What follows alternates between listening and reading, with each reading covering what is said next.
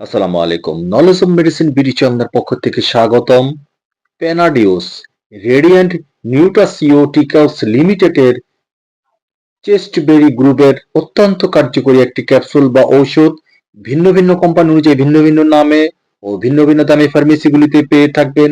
আপনি আপনার প্রয়োজন এবং দরকার অনুযায়ী কিনে নেবেন। নির্দেশনা: ইহা এক, অনিয়মিত মাসিক; দুই, মাসিককালীন তলপেটে ব্যথা, ঘুমের ব্যাঘাত, স্তন্য ব্যথা, ব্রণ, মাথা ব্যথা এবং মানসিক অস্থিরতা; তিন, হাইপারপ্রোলেকটিনেমিয়া; চার, মাস্টোডাইনিয়া।